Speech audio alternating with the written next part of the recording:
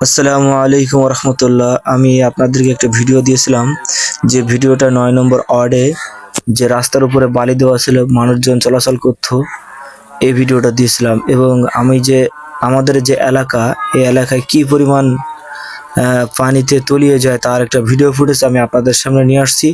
এটা বর্ষার মৌসুম আসলে ঠিক এভাবে রাস্তা তলিয়ে যায়, যার ফুটেজটা আপনাদের সামনে দিতে চেয়েছিলাম, সেটা আজকে আপনাদের সামনে দেব বিধায় এই ভিডিওটা আবার সামনে নিয়ে আসলাম। দেখুন কি একটা অবস্থা। এটা তালতলা 9 নম্বর ওয়ার্ড, এই এলাকাবাসী গ্রামবাসী তালতলা। দেখুন রাস্তাঘাটে কি পরিমাণ পানি জমছে। আমি আপনাদের ওই সময় ভিডিও করে রাখছিলাম, ভিডিওটা ছাড়া হয় নাই, কারণ আসলে ছেড়ে তো কোনো উপায় নেই। আসলে এই এলাকার কোনো লোকই দেখার লোক নাই যে মানুষ কি অবস্থায় আছে, এই দুঃসময় জীবনটা পার করেছে। এই সময়টা আসলে কাউকে দেখানোর জন্য অনেকে বলছি। তারপরে আমাদের অত্র এলাকার আরো অনেক গুরুত্বপূর্ণ দায়িত্বশীল নেতারা ছিলেন, তাদেরকে বলা হয়েছিল, কিন্তু আসলে তারা আমাদের এই পানি সরানোর জন্য কিছুই করে নাই।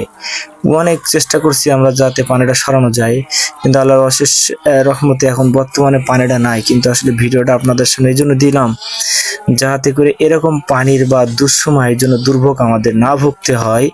এজন্য এটার পরিকল্পনা এবং ফিউচার প্ল্যান করে যেভাবে পানি নিষ্কাশন করা যায় এবং এলাকার পানি কিভাবে এইভাবে যেন জলাবদ্ধতা না থাকে, এই নিরসনের জন্য আমি কর্তৃপক্ষ জেলা প্রশাসকের কাছে দাবি জানাবো যেন এরকম ভোগান্তিতে আমাদের যেন আর না ভুগতে হয়। এবং এলাকাবাসীর উদ্যোগে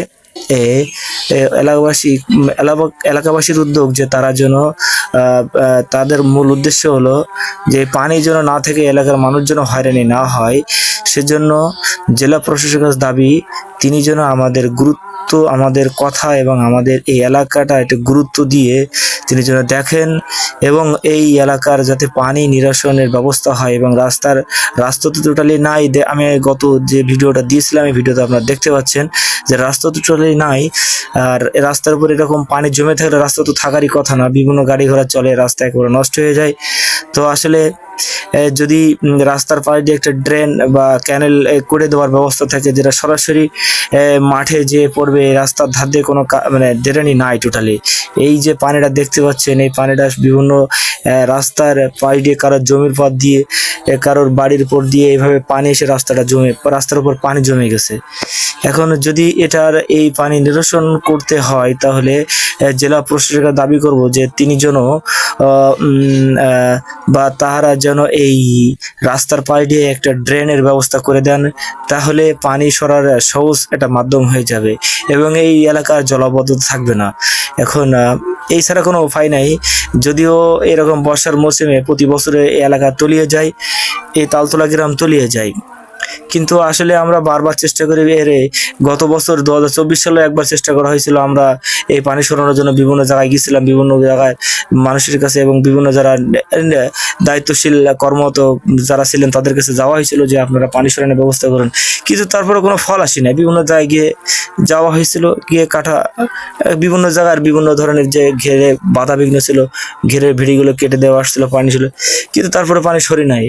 এখন আমি আপনাদের উদ্দেশ্যে বলি, আসলে পানি সরানোর জন্য নির্ধারিত একটা রাস্তা থাকা উচিত বা নির্ধারিত ড্রেন থাকা উচিত, যে এই পাশ দিয়ে পানিটা সরবে, কিন্তু সেটাই নাই।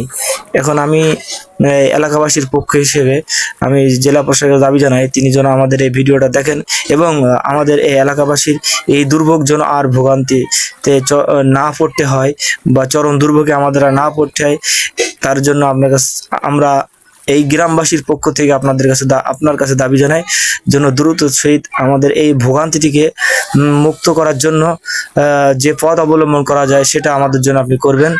এবং এলাকাবাসী যাতে শান্তি শৃঙ্খলাভাবে এরকম এই পানিতে জন্য তাদের হয়রানিতে না হয়। এমনকি বর্ষার সময় যদি পানি থাকে, তো এই পানিতে মানুষের ঘরে সাপও উঠে উঠেছে, বিষাক্ত সাপ আছে দেখতে পানিতে, যেগুলো থাকে পানির উপরে, এগুলো বিভিন্ন মানুষের ঘরে খাটে লেপ তোষকের ভিতরে পর্যন্ত শুয়ে আছে।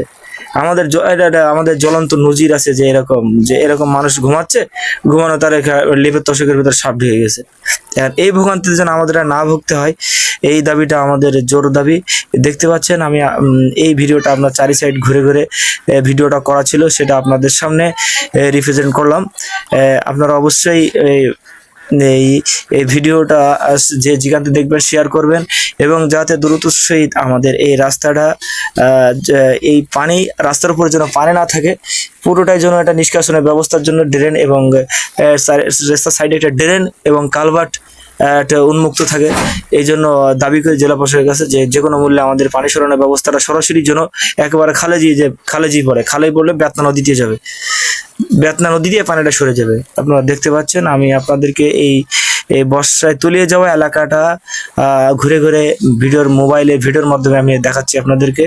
আপনারা ভিডিওটা শেয়ার করবেন, বেশি বেশি শেয়ার করবেন, যেন এই ভিডিওটা জেলা প্রশাসকের কাছে যেন পৌঁছায়, তিনি যেন আমাদের এই এলাকাটা গুরুত্ব দিয়ে দেখেন। তো আপনারা দেখতে পাচ্ছেন খুব চরম একটা দুর্ভোগ অবস্থা, চরম একটা বিহাল অবস্থা এই এলাকার মানুষ খুব দুর্ভোগ। বর্ষার পানিতে পানি আসার সাথে সাথে এলাকা তলিয়ে যায়, এবং এমনকি এই এলাকার লোক এলাকায় থাকতে পারে না, লাস্টে তাদেরকে বাধ্য হতে হয় এই এলাকা ছেড়ে এই অন্য জায়গায় যেমন তালতলা যে স্কুল আছে, স্কুলে অনেকে থাকে যে গ্রাম ছেড়ে পানির জন্য। কি করবে বলেন, কোনো উপায় নাই, পানি উঠলে এটা পানি সরার কোনো ব্যবস্থা নেই, যার কারণে মানুষ বাধ্য হয় নিজের এলাকা ছেড়ে, নিজের বাড়িঘর ছেড়ে, এমনকি পশু পাখি পর্যন্ত বাড়ি রাখা যায় না, গরু ছাগল যে হাঁস মুরগি যেগুলো আছে মানুষ এগুলো বাসায় এলাকায় রাখতে পারে না বর্ষার মৌসুমে। কি একটা মানুষ, গরিব মানুষ খুব অসহায় এলাকায়, তাদের পানি ওঠার কারণে তারা গরু ছাগল কোথায় রাখবে। এই জন্য আমি জেলা প্রশাসকের দাবি জানাবো তিনি যেন গুরুত্ব দিয়ে আমাদের এই এলাকাটা নিরসনের ব্যবস্থা করেন।